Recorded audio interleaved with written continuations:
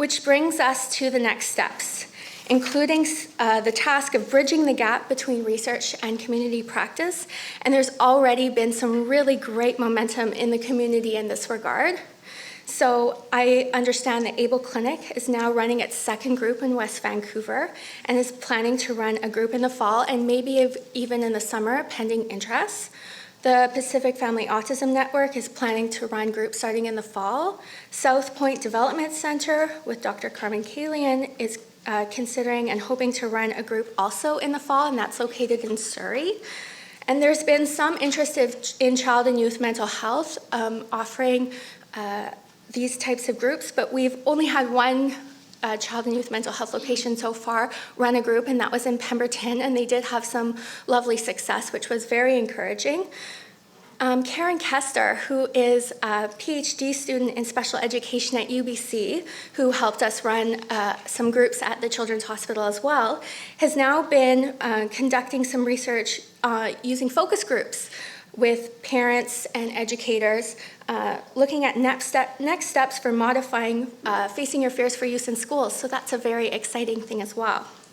One of the biggest barriers that we still have is improving cost effectiveness for community practice, considering space, rentals, clinician times are all things to consider, and potentially helpful solutions include pooling clinician resources, working together and creating community connections of people who are interested in offering these groups and have some resources or some personal time to donate towards doing this, and considering using graduate students and setting up maybe a practica for them to participate could help with reducing those costs.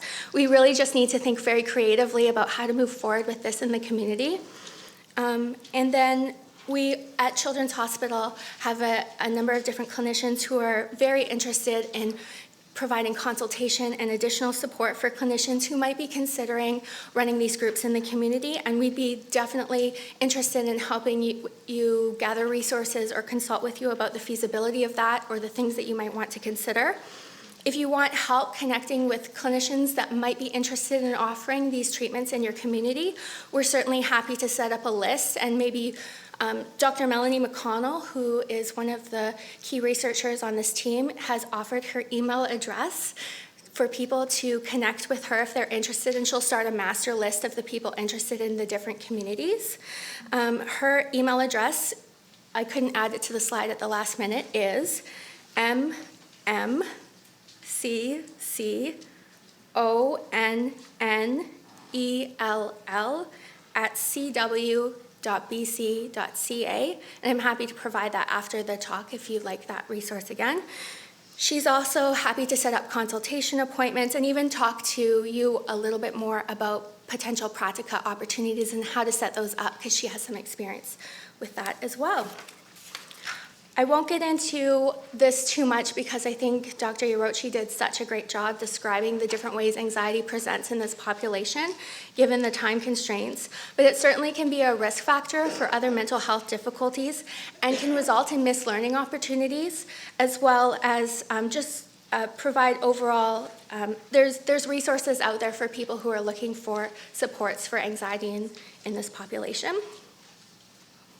I'd like to thank the families and children who took their time to participate in our research, and all of our collaborators and all of our funders who have graciously and generously supported our research. If you're interested in resources on anxiety and ASD and the use of CBT with this population, I'm happy to provide additional resources. And I just thank you so much for having me today. It's such a pleasure.